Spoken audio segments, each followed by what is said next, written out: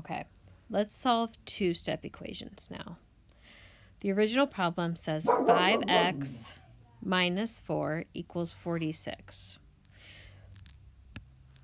When we're solving, we want to keep the x next to whatever number it's with for as long as we can and get rid of everything else. So that means we want to get rid of the minus 4. Okay, so we do that using the inverse operation and add 4 to both sides. Okay, sometimes to help remind yourselves, you can draw a line down through the equal sign, so that helps you keep things on its own side.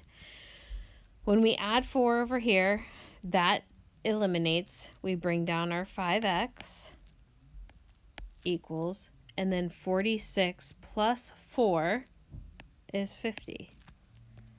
Okay, so we just removed that 4 first. Now we're down to 5x equals 50. So we're down to yet just a regular one-step equation. So now here all we need to do is undo this multiplication by dividing both sides by 5.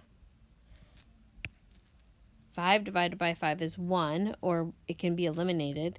Leaves us x equals 50 divided by 5 is 10. So 10 is our final answer. Now I went a little bit further in the notes showing you that you can then go back and check your work. So for this one, we would check our work by plugging in 10 for x, which was right here, 5x minus 4. And yes, in fact, 46 does equal 46. Okay, that's one way that you might see a two-step equation. So let's look at one other way here. The original is 3x plus 4 minus 2 equals 29.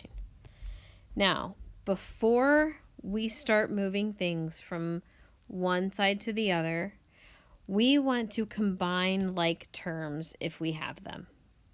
And in this case, we do have like terms, the 4 and the negative 2.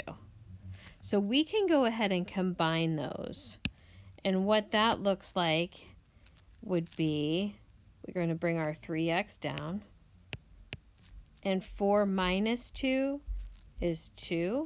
So plus 2 equals 29. So we're combining those terms before we move it on.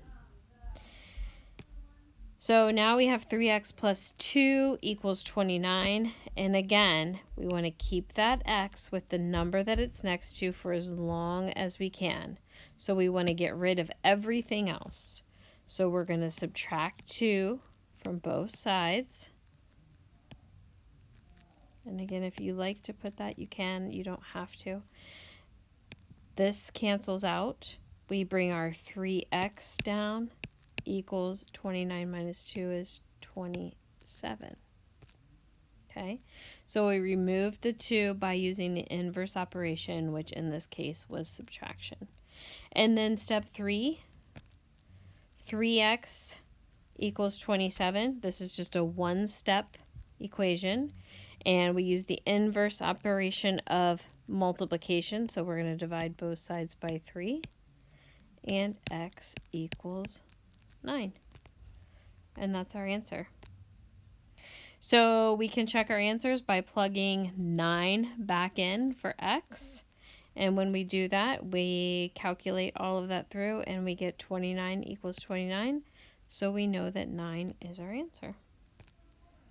So that is solving two-step equations.